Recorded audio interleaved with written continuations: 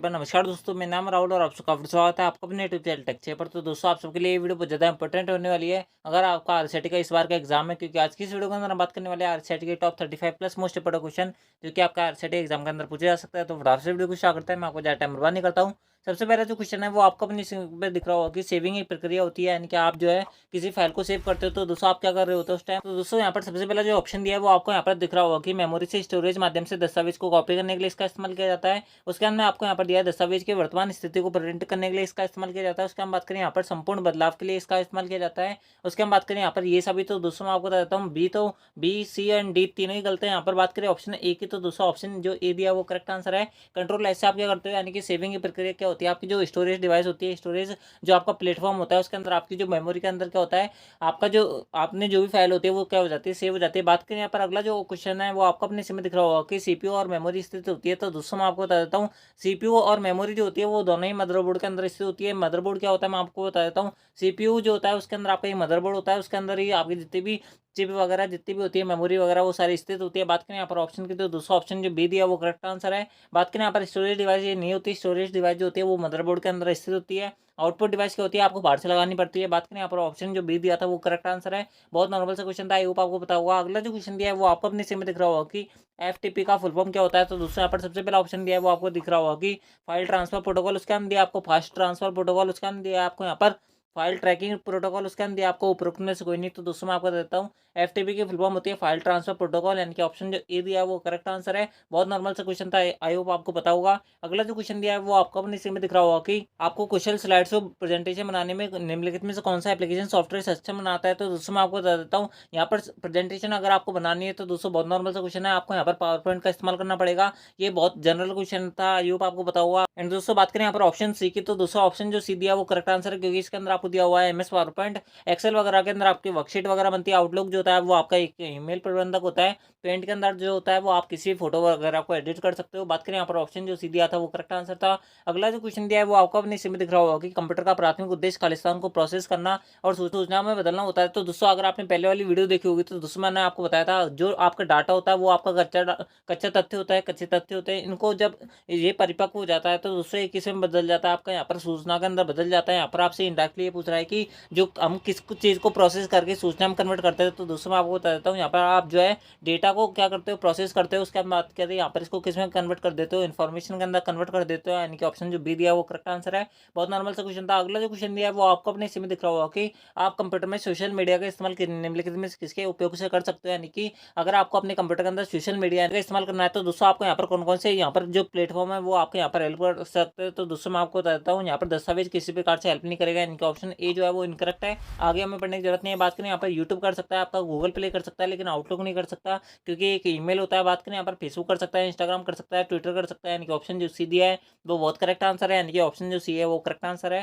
ठीक है, अगला जो क्वेश्चन दिया है वो आपको अपने इसमें दिख रहा होगा कि जंक ईमेल को क्या कहा जाता है। तो दोस्तों मैं आपको बता देता हूँ, जंक ईमेल क्या होता है, जो आपके फ्रॉड ईमेल होता है, जो बेकार ईमेल हो जाता है, यानी कि जो पुराने ईमेल हो जाते हैं वो आपके क्या कहलाते हैं, जंक ईमेल कहलाते हैं। दोस्तों जंक ईमेल जो होता है उनको क्या कहा जाता है, आपके यहाँ पर जंक ही कहा जाता है, इनके ऑप्शन जो बी दिया है वो करेक्ट आंसर है। बात करें यहाँ पर स्पैम क्या होता है, स्पैम आपके जो फर्जी मेल होता है, यानी कि जो फ्रॉड मेल्स होता है वो आपको क्या कहलाते हैं, वो स्पैम मेल्स कहलाते हैं, यानी कि ऑप्शन जो बी दिया वो इस क्वेश्चन का करेक्ट आंसर है। ठीक है, एंड दोस्तों बहुत सारे बच्चे ऐसे होते हैं जो यहाँ पर देख के बता देते हैं इसका आंसर ही होगा। तो दोस्तों मैं आपको बता देता हूँ, यहाँ पर बहुत सारे जो क्वेश्चन के आंसर होता है वो यहाँ पर गलत भी लिखे हुए होते हैं। हमने आप चला के आपके लिए क्या करते हैं, यहाँ पर थोड़ा गलत लिखते हैं ताकि आप जो है पूरी वीडियो को देखें, ताकि आपको पूरा इन्फॉर्मेशन मिले। एंड दोस्तों आप जल्दीबाजी ना करें, आपके लिए बहुत ज़्यादा इंपॉर्टेंट है। ठीक है, अगला जो क्वेश्चन दिया है वो आपको अपने इसमें दिख रहा होगा कि यूएसबी का फुल फॉर्म क्या होता है। तो दोस्तों मैं आपको बता देता हूँ, यूएसबी की फुल फॉर्म होती है यूनिवर्सल सीरियल बस। एंड दोस्तों क्या काम आती है, आपकी जो पेन ड्राइव वगैरह होती है उसको जोड़ने में काम आती है। उसका जो पोर्ट होता है वो आपका क्या कहलाता है, यूएसबी पोर्ट कहलाता है। तो बात करें यहाँ पर ऑप्शन की, तो दोस्तों ऑप्शन जो यहाँ पर बात करेंगे, ऑप्शन जो ए दिया वो करेक्ट आंसर है, यूनिवर्सल सीरियल बस जो होगा वो इसका करेक्ट आंसर होगा। ठीक है, अगला जो क्वेश्चन दिया है वो आपको अपने इसमें दिख रहा होगा कि टीबी, केबी, जीबी, एमबी मेमोरी की इकाइयों का आरोही क्रम में व्यवस्थित करना है। तो दोस्तों मैं आपको देता हूँ, इसकी फुल फॉर्म आपसे पूछी जा सकती है।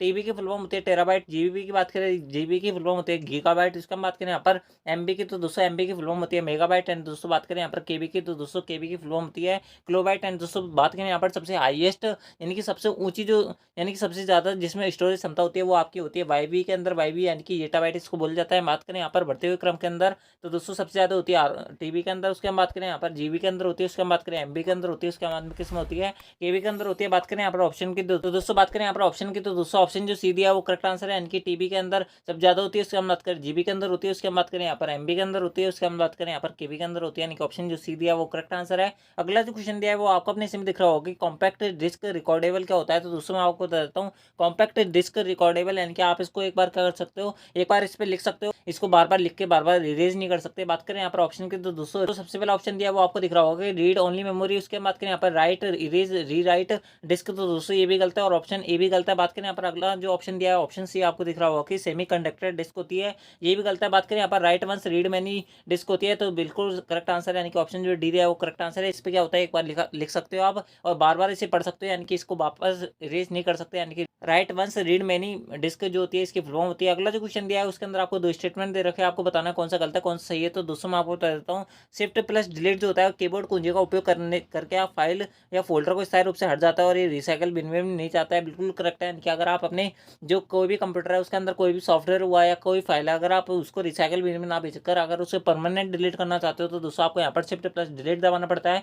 ठीक है, यानी कि पहला जो स्टेटमेंट दिया वो तो करेक्ट है। यहाँ पर अगला दिया आपको, यहाँ पर वो आपको दिख रहा होगा कि विंडोज 10 में प्रत्येक उपयोगकर्ता के लिए एक अलग अलग उपयोगकर्ता वाले अद्वितीय सेटिंग्स और वरीयताओं की अनुमति देता है, तो दोस्तों बिल्कुल करेक्ट है। यानी कि आपको यहाँ पर दो प्रकार के उपयोगकर्ता मिल जाते हैं, दो प्रकार के यूजर इंटरफेस मिल जाता है, एक मिलता है आपको एडमिनिस्ट्रेटर का, उसके अंदर आपको यहाँ पर मिलता है दूसरा स्टैंडर्ड का। बात करें यहाँ पर दोनों स्टेटमेंट सही है, यानी कि बात करें ऑप्शन की, तो दोस्तों ऑप्शन जो डी दिया वो करेक्ट आंसर है, यानी कि दोनों स्टेटमेंट सही है। आई होप आपको क्लियर हुआ होगा। एंड दोस्तों अगर आपने वीडियो को अब तक लाइक नहीं किया तो वीडियो को लाइक जरूर कर देना, चैनल को सब्सक्राइब जरूर कर लेना, क्योंकि आपको आरसीटी से रिलेटेड ऐसी वीडियो और देखने को नहीं मिलेगी। आप जैसे देख रहे होंगे मैं आपका बिल्कुल भी टाइम बर्बाद नहीं कर रहा हूँ, कम समय में आपको ज़्यादा से ज़्यादा अच्छी इन्फॉर्मेशन देने का ट्राई कर रहा हूँ। ठीक है, तो इसलिए चैनल को सब्सक्राइब जरूर कर लेना, वीडियो को लाइक जरूर कर देना। अगर मैं गारंटी देता हूँ कि अगर आप प्लेलिस्ट की सारी वीडियो देख जाते हो तो दोस्तों आपके यहाँ पर 90% आराम से बनेगी, इसके अंदर कोई दिक्कत नहीं आई है आपको। ठीक है, अगला जो क्वेश्चन दिया है वो आपको अपने इसमें दिख रहा होगा कि खालिस्तान एनिमेशन जैसे प्रभाव है जो तब होता है जब आप MS पावर 2010 में स्लाइड शो के दौरान एक स्लाइड से दूसरी स्लाइड पर जाते हैं, यानी कि अगर आप एक स्लाइड से मूव होकर दूसरी स्लाइड पे जाते हैं तो दोस्तों वो आपके क्या कहलाते हैं, स्लाइड ट्रांजिशन कहलाते हैं। बात करें आप ऑप्शन की, तो दोस्तों मैं आपको बता देता हूँ ये आपका लाइट ट्रांजिशन, यानी कि कोई सा भी एक ट्रांजिशन होता है उसके अंदर एक लाइट का इफेक्ट होता है, वो यहाँ पर शो हो रहा है, यानी कि लाइट ट्रांजिशन कहलाता है, यानी कि ऑप्शन जो सी दिया वो करेक्ट आंसर है। ठीक है, अगला जो क्वेश्चन दिया है वो आपको अपने इसमें दिख रहा होगा कि MS एक्सेल 2010 में सेल एड्रेस का सही उदाहरण क्या होता है, तो दोस्तों मैं आपको बताता हूँ इस क्वेश्चन के अंदर आपसे कुछ भी पूछा जा सकता है। मैं आपको बता देता हूँ इस किसी भी MS एक्सेल के अंदर कोई भी सेल जो होती है उसका एड्रेस इस प्रकार से लिखा जाता है। सबसे पहले आपका एक कैरेक्टर आता है, यानी कि ए से लेकर जेड तक की कोई सी भी आपके यहाँ पर गिनती आ सकती है, कोई सा भी कैरेक्टर आ सकता है। उसके हम बात करें यहाँ पर उसके बाद में आपका एक नंबर आता है, यानी कि कोई भी नंबर आ सकता है, यहाँ पर कितने भी A B C कितने भी हो सकते हैं यहाँ पर, और यहाँ पर बाद में एक नंबर आता है। सारे जो लेटर होता है वो सारे किस में आता है, कैपिटल में आता है, कोई भी स्मॉल में नहीं आती है, ध्यान रखना। बात करें यहाँ पर ऑप्शन की, तो दोस्तों मैंने आपको जैसे बताया सबसे पहले आपका क्या आता है, एक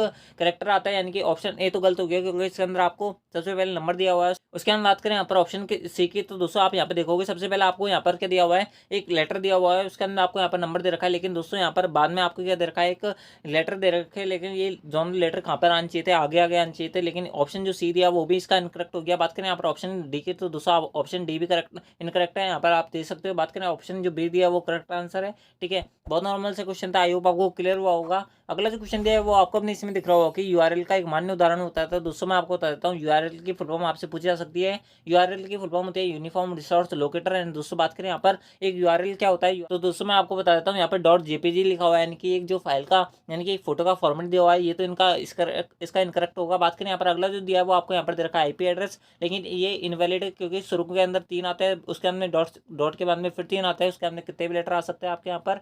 ठीक है, यानी कि पहला स्टेटमेंट भी गलत है, दूसरा भी गलत है। यहाँ पर बात करिए ऑप्शन डी के अंदर एक्सेल का फॉर्मूला दिया हुआ है, ये कोई यूआरएल नहीं है आपका, यानी कि ऑप्शन जो सी दिया वो करेक्ट आंसर है। बहुत नॉर्मल सा क्वेश्चन था। ठीक है, अगला जो क्वेश्चन दिया है वो आपको अपने इसमें दिख रहा होगा कि निम्नलिखित में से कौन सा एप्लीकेशन सॉफ्टवेयर नहीं होता, तो दोस्तों मैं आपको बताता हूँ एप्लीकेशन सॉफ्टवेयर कौन सा नहीं होता है इसके अंदर। बात करें विंडोज एक्सपी की, आपके विंडोज एक्सपी आपके एक ऑपरेटिंग सिस्टम है, ना कि आपका एक एप्लीकेशन सॉफ्टवेयर है। बात करें यहाँ पर ऑप्शन बी की, तो VLC मीडिया प्लेयर होता है, एडोब रीडर होता है, फोटोशॉप होता है। बात करें ऑप्शन जो ए दिया वो करेक्ट आंसर है।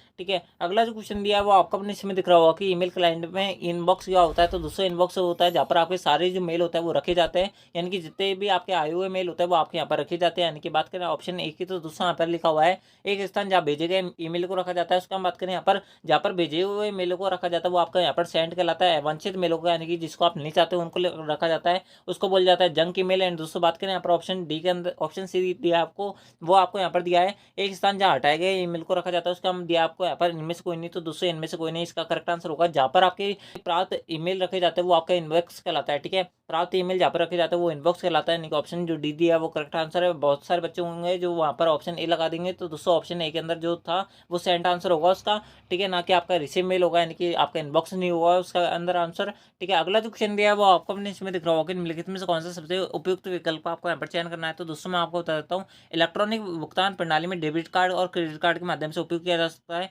उसके अंदर आपको यहाँ पर OMR का पूरा नाम ओनली मैग्नेटिक रीडर होता है। तो दोस्तों मैं आपको बता देता हूँ, OMR की फुल फॉर्म होती है ऑप्टिकल मैग्नेटिक रीडर या रिकॉग्नाइजेशन होती है, ना कि ओनली होती है, यानी कि ऑप्शन बी थे इनकरेक्ट हो गया। उसके अंदर आपको यहाँ पर स्काइपी सिस्टम सॉफ्टवेयर का उदाहरण होता है। तो दोस्तों मैं आपको बताता हूँ, स्काइपी जो होता है वो आपका एक एप्लीकेशन सॉफ्टवेयर होता है, जिस प्रकार से आप व्हाट्सअप का यूज़ करते हो, वैसे स्काइपी भी क्या होता है, आपके सोशल मीडिया का प्लेटफॉर्म होता है। बात करें प्रिंटर की गुणवत्ता हर्ट्ज में मापी जाती है, तो दोस्तों मैं आपको बता देता हूँ, प्रिंटर की गुणवत्ता जो होती है वो आपके यहाँ पर DPI यानी कि डॉट पर इंच के अंदर नापी जाती है, ना कि आपके हर्ट्ज के अंदर नापी जाती है। बात करें ऑप्शन जो ए दिया है वो इसका करेक्ट आंसर है। इलेक्ट्रॉनिक भुगतान के अंदर आप डेबिट कार्ड और क्रेडिट कार्ड का इस्तेमाल कर सकते हैं, यानी कि ऑप्शन जो ए दिया था वो करेक्ट आंसर है। अगला जो क्वेश्चन दिया है वो आपको अपने इसमें दिख रहा होगा कि निम्नलिखित में से कौन सा ईमेल फील्ड दिए हुए हैं जहाँ संदेश डी प्राप्त करता है, तो वह कौन से ईमेल देख पाएगा। तो दोस्तों मैं आपको बताता हूँ, अगर आपने टू के अंदर क्या रखा है यहाँ पर, टू यानी कि जिसको भेजना है आपको a@test.com लिखा हुआ है। उसके हम बात करें यहाँ पर CCB@test.com लिखा हुआ है, इसका हम दिया है यहाँ पर BCC के अंदर आप कौन सा यूजर दे रखा है, डी दे रखा है, यानी कि आपको यहाँ पर पूछा है कि डी कौन कौन से के मेल देख पाएगा। तो दोस्तों मैं आपको बता देता हूँ, BCC के अंदर आपने जिसकी भी ईमेल ID डाली हुई होती है वो एक दूसरे के ईमेल को नहीं देख पाते, बाकी सारे के मेल को देख पाएंगे। यानी कि बात करें डी को किसका देख पाएगा, ए का देख पाएगा, बी का देख पाएगा, सी का देख पाएगा, लेकिन ई का नहीं देख पाएगा। इसी प्रकार ई जो है वो डी का नहीं देख पाएगा, वो सबका देख पाएगा। बात करें यहाँ पर ऑप्शन की, तो दोस्तों यहाँ पर ऑप्शन जो बी दिया है वो करेक्ट आंसर है। a@test, उसका हम बात करें बी का देख पाएगा, सी का देख पाएगा, यानी कि ऑप्शन जो बी दिया है वो करेक्ट आंसर है। बहुत नॉर्मल सा क्वेश्चन था, अगर आपने पहले वाली वीडियो देखी होगी तो दोस्तों मैंने आपको विद एग्जांपल इसको समझाया हुआ है, आप उनको देख लेना, बहुत ज़्यादा इंपॉर्टेंट है सारी वीडियोस, ठीक है। अगला जो क्वेश्चन दिया है वो आपको अपनी इसमें दिख रहा होगा कि MS एक्सेल 2010 में सबसे ऊपर बाई और की सेल को का पता क्या होता है, यानी कि सबसे बाई और लेफ्ट हैंड का सेल क्या होता है, यानी कि सबसे पहली जो सेल होती है उसका पता क्या होता है। तो दोस्तों मैं आपको बताता हूँ, सबसे पहले आपका क्या आता है, एक नंबर आता है, यानी कि एक कैरेक्टर आता है, उसके अंदर क्या आता है, आपका एक नंबर आता है। बात करें यहाँ पर ऑप्शन की, तो दोस्तों ऑप्शन जो ए दिया है वो करेक्ट आंसर है। वैसे नॉर्मल आपको पता भी होगा इसका आंसर। अगला जो क्वेश्चन दिया है वो आपको अपने इसमें दिख रहा होगा, खालिस्तान MS एक्सेल 2010 का एक टूल है जो एक अज्ञात मान की गणना करने के उद्देश्य के पीछे की और काम करता है। तो दोस्तों मैं आपको बता देता हूँ, जो आपके अज्ञात मान का जो गणना करता है वो आपका क्या कहलाता है, गोल सीक कहलाता है, यानी कि ऑप्शन जो सी दिया है वो करेक्ट आंसर है। दोस्तों अगर आपने वीडियो को अब तक लाइक नहीं किया तो वीडियो को लाइक जरूर कर देना, चैनल को सब्सक्राइब जरूर कर लेना, क्योंकि आपको आरसीटी से रिलेटेड ऐसी वीडियो और देखने को नहीं मिलेगी। अगर किसी भाई बहन को इन क्वेश्चंस के PDF चाहिए तो टेलीग्राम चैनल पर को ज्वाइन कर लेना, वहाँ पर आपको सारी PDF मिल जाएंगी। एंड दोस्तों आपको वहाँ पर शॉर्टकट की और जो आपकी फुल फॉर्म के अलग अलग सेपरेट आपको क्या मिल जाएंगी, PDF मिल जाएंगी, उसके अंदर से आपके यहाँ पर लगा के चलना कि 5 से 6 क्वेश्चन मिल जाएंगे आपको, ठीक है। सारी शॉर्टकट की मैंने आपके इंपॉर्टेंस जितनी भी शॉर्टकट की फुल फॉर्म वगैरह वो वहाँ पर चैट कर रखी है, आप वहाँ पर देख सकते हो, ठीक है। अगला जो क्वेश्चन दिया है वो आपको अपने इसमें दिख रहा होगा कि OTP का उपयोग सुरक्षित ऑनलाइन लेन देन के लिए किया जाता है। इसके हम बात करें यहाँ पर OTP फुल फॉर्म आपसे पूछी, यानी कि OTP का पूर्ण रूप क्या होता है। तो दोस्तों मैं आपको बता देता हूँ, OTP की फुल फॉर्म होती है वन टाइम पासवर्ड। एंड दोस्तों बहुत नॉर्मल सा क्वेश्चन था, आई होप आपको पता होगा। बात करें यहाँ पर ऑप्शन की, तो दोस्तों ऑप्शन जो सी दिया है वो करेक्ट आंसर है, वन टाइम पासवर्ड जो होगा इसकी फुल फॉर्म होगी, ठीक है। अगला जो क्वेश्चन दिया है वो आपको अपने सिम दिख रहा होगा कि Ctrl+X और Ctrl+C बटन को दबाने में क्या अंतर होता है। तो दोस्तों मैं आपको बता देता हूँ, Ctrl+X से आपके क्या होता है, कट होता है। बात करें यहाँ पर Ctrl+C से क्या होता है, कॉपी होता है। बात करें यहाँ पर ऑप्शन की, तो दोस्तों यहाँ पर ऑप्शन की पढ़ोगे तो दोस्तों पेस्ट करने के लिए Ctrl+X का इस्तेमाल किया जाता है, यानी कि ऑप्शन ए इसका इनकरेक्ट है। बात करें पेस्ट करने के लिए Ctrl+V का इस्तेमाल किया जाता है आपके, ठीक है, ध्यान रखना। अगला दिया आपको यहाँ पर कंट्रोल कॉपी करने के लिए Ctrl+X का इस्तेमाल किया जाता है। तो दोस्तों मैं आपको बताता हूँ, Ctrl+C से आपके क्या होता है, कॉपी होता है, ना कि आपका Ctrl+X होता है, यानी कि स्टेटमेंट पहला भी गलता दूसरा भी गलता। अगला दिया आपको यहाँ पर कंट्रोल कट करने के लिए Ctrl+X का इस्तेमाल किया जाता है, जबकि कॉपी करने के लिए किसका इस्तेमाल किया जाता है, Ctrl+C का इस्तेमाल किया जाता है, यानी कि ऑप्शन जो सी दिया वो करेक्ट आंसर है। आगे हमें पढ़ने की जरूरत नहीं है, बाकी आप पढ़ सकते हो, ठीक है। अगला जो क्वेश्चन दिया है वो आपको अपने इसी में दिख रहा होगा कि यदि कोई कंपनी ब्रोशर के प्रत्येक पृष्ठ में अपनी नीचे की और कंपनी का नाम और लोगो शामिल करना चाहती है, तो दोस्तों किसका इस्तेमाल करना पड़ेगा। बात करें यहाँ पर आपसे पूछ के आ रहा है क्वेश्चन के अंदर, आपको यहाँ पर पूछा है नीचे की और, तो दोस्तों मैं आपको बता देता हूँ, नीचे की अगर आपकी कोई कंपनी अपना जो नाम है वो और लोगो जो है अगर वो इंसर्ट करवाना चाहती है, तो दोस्तों आपको यहाँ पर फुटर का इस्तेमाल करना पड़ेगा। बात करें यहाँ पर ऑप्शन की, तो दोस्तों ऑप्शन जो सी दिया है वो करेक्ट आंसर है, ठीक है। बहुत नॉर्मल सा क्वेश्चन था। अगर वो टॉप पे यानी कि सबसे ऊँचे पे यानी कि सबसे ऊपर अगर अपना नाम और लोगो प्रदर्शित करना चाहती है तो दोस्तों उसको हेडर का इस्तेमाल करना पड़ता है वहाँ पर, ठीक है। पैर जो होता है वो आपके नीचे होता है, फुट जो होता है वो आपके नीचे होता है। वैसे यहाँ पर इस प्रकार से आप याद रख सकते हो, ठीक है। अगला जो क्वेश्चन दिया है वो आपको अपने इसमें दिख रहा होगा कि जॉयस्टिक मुख्य रूप से खालिस्तान के प्रयोग के लिए किया जाता है। जॉयस्टिक जो होता है वो आपके कंप्यूटर में गेम खेलने के लिए इस्तेमाल किया जाता है। इनके ऑप्शन जो बी दिया है वो करेक्ट आंसर है, ठीक है।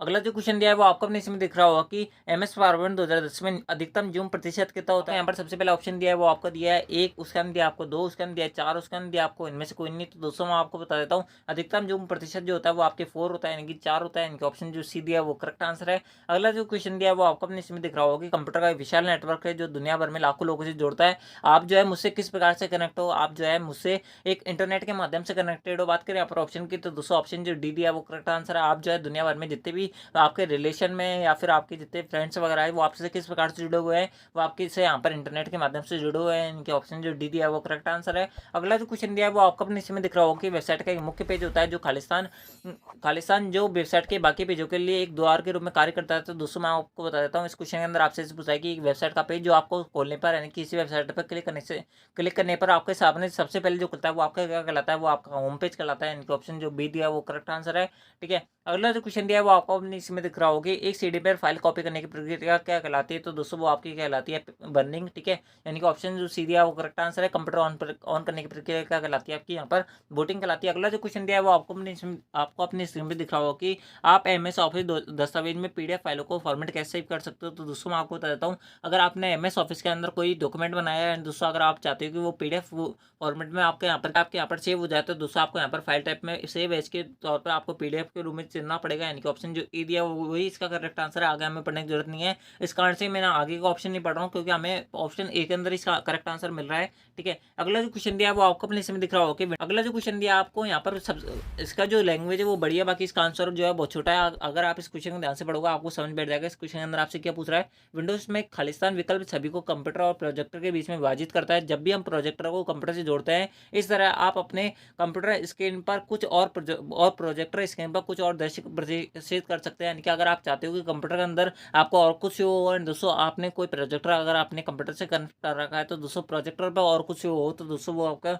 वहाँ पर आपको किसका इस्तेमाल करना पड़ेगा, वो वहाँ पर आपको एक्सटेंड का इस्तेमाल करना पड़ेगा। यानी कि ऑप्शन जो सी दिया वो करेक्ट आंसर है।